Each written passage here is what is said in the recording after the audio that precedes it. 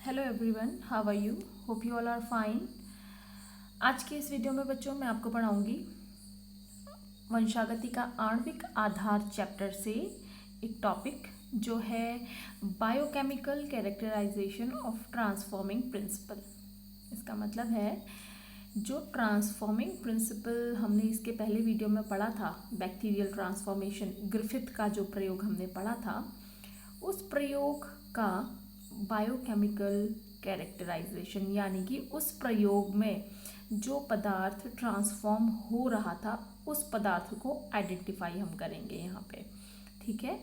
1928 में बच्चों Frederick Griffith ने एक एक्सपेरिमेंट किया था जिसे हम ग्रिफिथ का ट्रांसफॉर्मेशन एक्सपेरिमेंट भी कहते हैं या ट्रांसफॉर्मिंग प्रिंसिपल भी हम कहते हैं। वहाँ पर 1928 में ये प्रूव हुआ था कि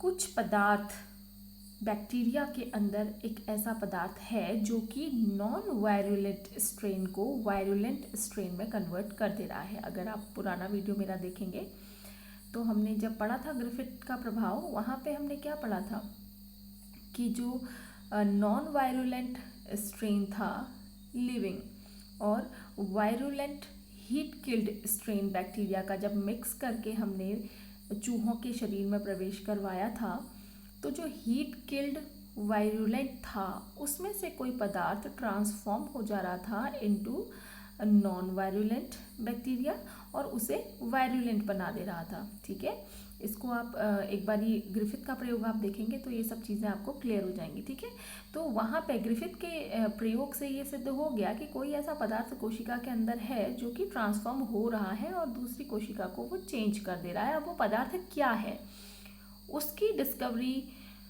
के लिए कई सारे एक्सपेरिमेंट किए गए। 1944 में ओस्वाल्ड एवरी, कोलिन मैक्लिओड और मैकलिन मैककार्टी, इन तीनों का नाम अगर आप याद करना चाहें तो करेंगे। कॉम्पिटिटिव एग्ज़ाम के पॉइंट ऑफ व्यू से बहुत इंपॉर्टेंट है ये तीनों नाम आपके लिए।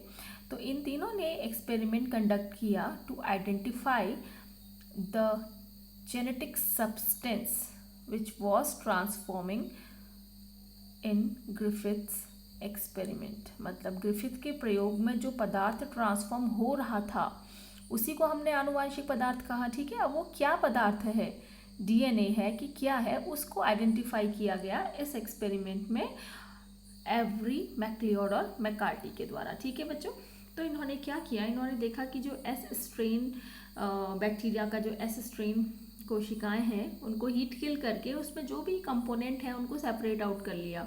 ठीक है, क्या क्या कंपोनेंट्स उसमें हैं, जैसे प्रोटीन, आरएनए, डीएनए, ये तीन मेन कंपोनेंट किसी बैक्टीरियल सेल में हैं, हीट किल्ड सेल के अलग अलग कर लिए। ठीक है, अब एक एक करके इनको ख़त्म करके, जैसे प्रोटीन है, आरएनए है और डीएनए है, तीन पदार्थ कोशिका में उपस्थित हैं। ठीक है, अब क्या किया, पहले प्रोटीन को कट कर दिया, प्रोटीन को डिसॉल्व कर दिया। कैसे, प्रोटीनेज एंजाइम अगर हम इसमें डाल देंगे सेल्स में तो जो प्रोटीन होगा सेल्स का वो ख़त्म हो जाएगा। ठीक है, तो इस केस में ट्रांसफॉर्मेशन की प्रक्रिया पे कोई प्रभाव नहीं पड़ा, मतलब ट्रांसफॉर्मेशन हुआ। ठीक है, यानी कि वो जो ग्रिफिथ का जो एक्सपेरिमेंट हमने पढ़ा था ना, ट्रांसफॉर्मिंग, वहाँ नॉन वायरुलेंट स्ट्रेन्स वायरुलेंट में कन्वर्ट हो जा रहे थे, तो यहाँ पे प्रोटीन को ख़त्म करने से, प्रोटीनेज एंजाइम डाल के प्रोटीन को ख़त्म करने से ट्रांसफॉर्मेशन की प्रक्रिया पे कोई प्रभाव नहीं पड़ा, ट्रांसफॉर्मेशन की प्रक्रिया हुई। इट मीन्स कि प्रोटीन वो जेनेटिक मटीरियल नहीं है। राइट, सेकेंड केस, आरएनए को ख़त्म किया गया by adding RNase enzyme. RNase enzyme क्या करता है, आरएनए को कट डाउन कर देता है, आरएनए कट हो जाएगा, आरएनए खत्म हो जाएगा, इसकी प्रॉपर्टी खत्म हो जाएगी।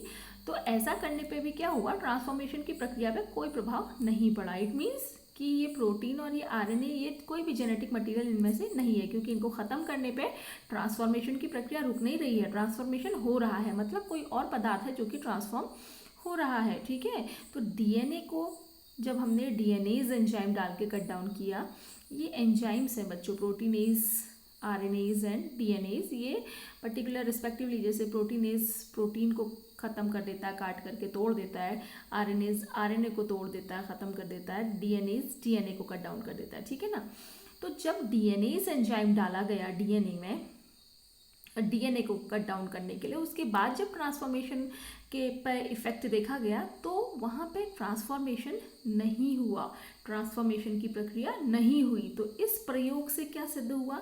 इस प्रयोग से ये सिद्ध हुआ कि जो डीएनए है, यही डीएनए ट्रांसफॉर्म हो रहा है और यही डीएनए क्या है? आनुवांशिक पदार्थ है, जेनेटिक मटेरियल है। यही प्रयोग था, identification of transforming genetic substance. तो वो ट्रांसफॉर्मिंग जेनेटिक सब्सटेंस जो ग्रिफिथ के प्रयोग में ट्रांसफॉर्म हो रही थी, वहाँ पे आइडेंटिफाई नहीं हुई थी। वहाँ पे ऐसा ग्रिफिथ ने प्रूव किया था कि हाँ, there is something inside the cell which is getting transform into another cell, है ना। तो वो चीज़ यहाँ पे 1944 में आके क्लियर हुई कि हाँ, ट्रांसफॉर्मेशन जिसका हो रहा है वो है डीएनए, डीएनए ही आनुवांशिक पदार्थ है, ठीक है। तो ये प्रयोग बहुत बड़ा माइलस्टोन रहा to identify that DNA is the hereditary material, या डीएनए ही वह आनुवांशिक पदार्थ है। ठीक हो गया।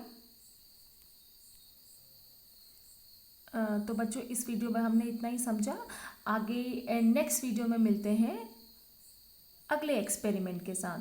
Thanks for watching the video.